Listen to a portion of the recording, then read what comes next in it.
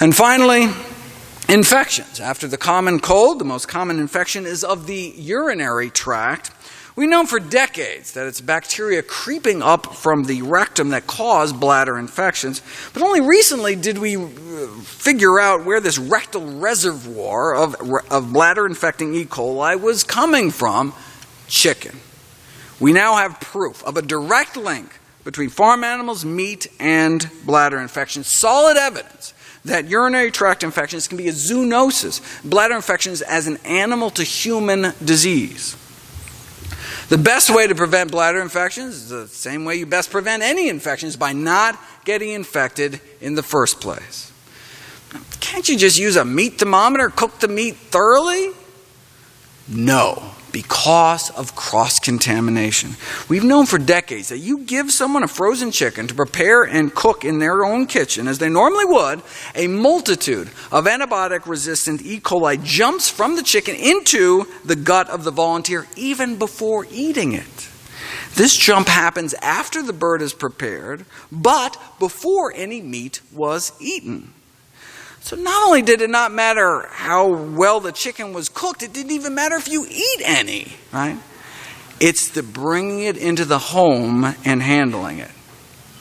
Within days, the drug-resistant chicken bacteria had multiplied to the point of becoming a major part of the person's gut flora, right? They're like the chicken bacteria like taking over. What if you're really careful in the kitchen, though? The effectiveness of hygiene procedures for prevention of cross-contamination from chicken carcasses in the domestic kitchen. They went into 6 homes, gave them each a chicken, asked them to cook it. After they were done cooking, there was bacteria from chicken feces, Campylobacter, Salmonella, both serious human pathogens, everywhere. On the cutting board, utensils, on their hands, on the fridge handle, cupboard, oven handle, doorknob. This was before they cleaned up. What about after cleaning? Still pathogenic fecal bacteria everywhere.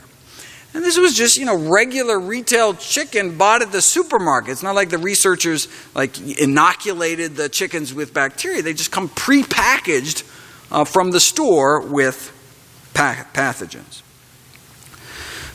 Obviously, people don't know what they're doing in the kitchen, so they took another group of people, gave them specific instructions. After you cook the chicken, you have to wash everything with hot water and detergent. Right? They were told specifically, wash the cutting board, right? Knobs on the sink, the faucet, the fridge, the doorknobs, everything, okay? And the researchers still found disease-causing fecal matter chicken bugs everywhere. Fine. The last group. This time they're going to insist that people bleach everything. The dishcloth immersed in bleach disinfectant, and then they spray the bleach on all these surfaces, right? Let the bleach disinfectant sit there for 5 minutes, all right. And they still found Campylobacter and Salmonella on some utensils, the dishcloths, the counter around the sink, and the cupboard, right? Definitely better, but still, right? Unless our kitchen is like some biohazard lab, right? The only way to guarantee not leaving infection around your kitchen is to not bring it into your house in the first place.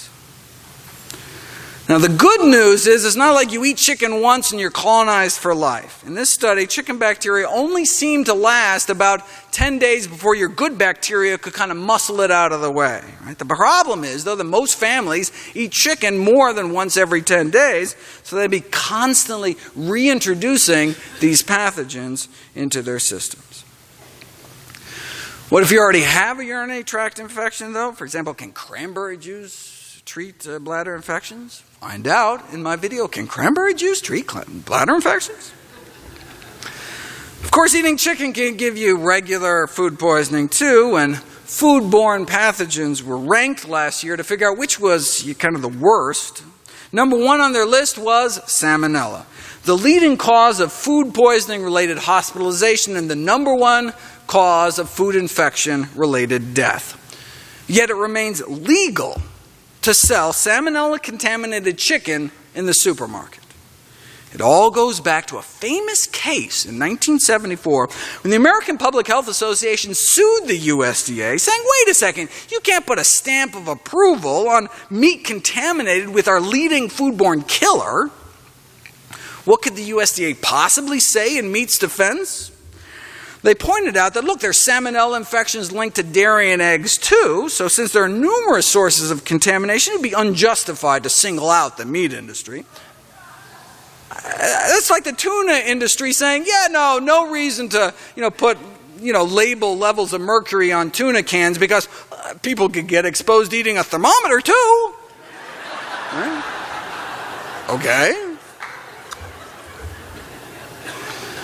The D.C. Circuit Court of Appeals upheld the meat industry position, arguing you can allow potentially deadly salmonella in meat because, and I quote, American housewives normally are not ignorant or stupid, and their methods of preparing and cooking food does not ordinarily result in salmonella poisoning.